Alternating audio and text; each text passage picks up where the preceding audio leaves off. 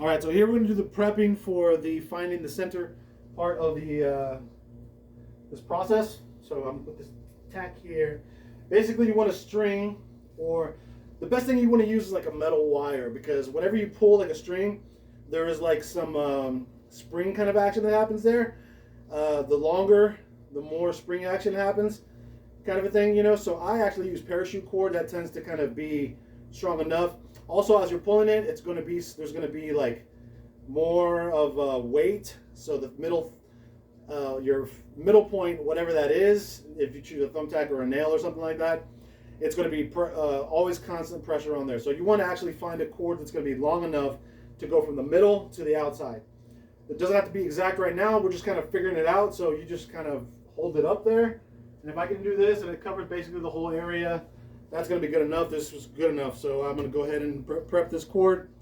You can just do, so basically here, you loop that, right, to where it's like this. And you just tie a knot. All right, and that's your first end.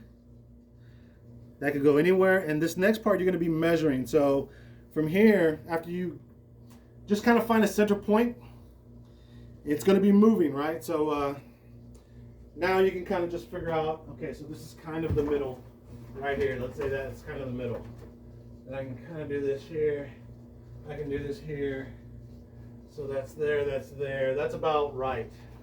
So I'm going to make my second loop about right here. So that's going to be the middle point, right? So now I have both loops that I'm going to be using. One needs to be bigger because the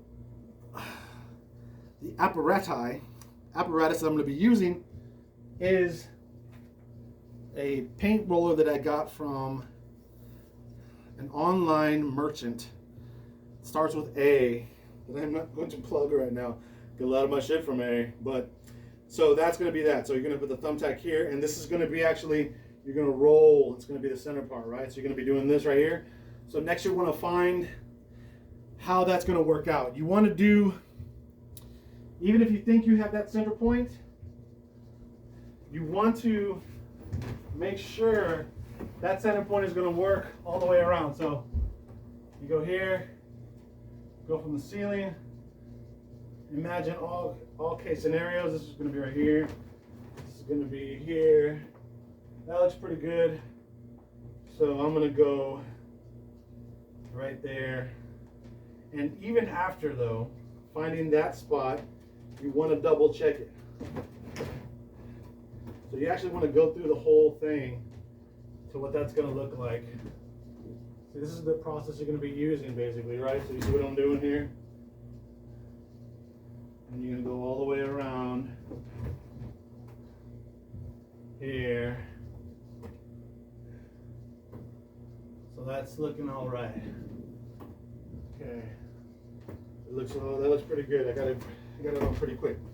So then, this is the part here.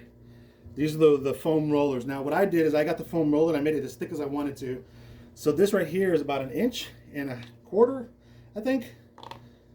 Anyways, so that's gonna go on there. So when you're rolling and painting, because like it was all the way out here, I don't want the edge of the circle that long. Because I'm gonna do 2 circles, like an inside circle, then an outside circle. So I don't want it super long, man, you know.